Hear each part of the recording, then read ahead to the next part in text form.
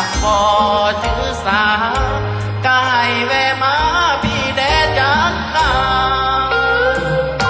คิดแล้วคิดอีกตั้งใจสิลีกแต่คิดพอได้พอแต่ฮอดที่ปันใดบ้านมีแทงใจกับคนทางข่าวถือแก้วถือจอกก็หัวแจ้งหยอกทั้งเย็นเหล้าขาวเป็นจังใดบอกหน้าเบาเมื่อนี้ผู้สาวเอาหัวแทบยากปาชิตอบอาหายใจห่ออยู่กับคำถา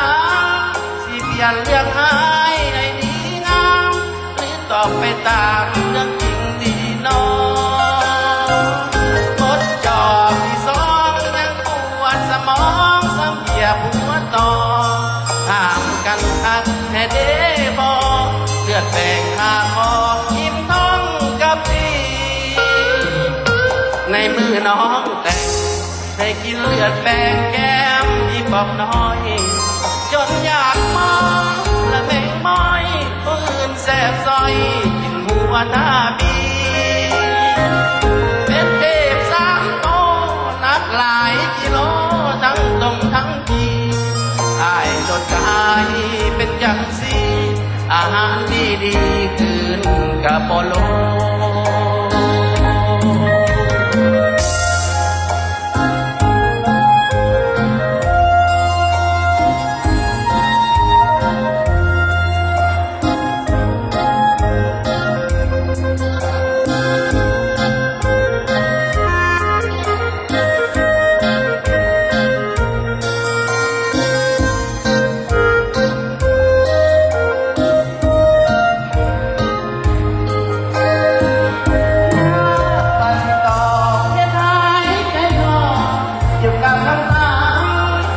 ยังไง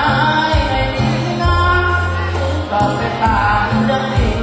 น้อง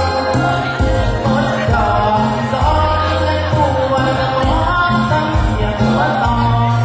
ห่างกันมันจะได้บอกเลือดแตกข้างหอกไม่ท้อกันดีในมือน้องแต่ให้คิดจะแบ่งแก้ที่ความน้อยจนอยาก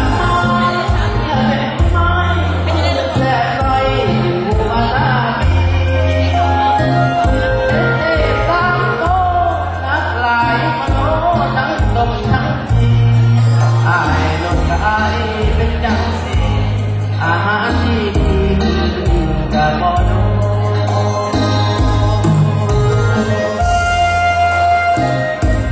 Good job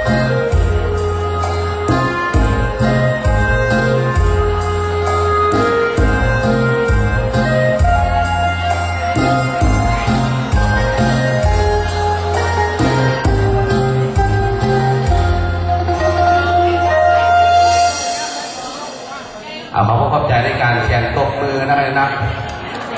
ถึงจะได้บอกเขาที่เรียกว่าขี่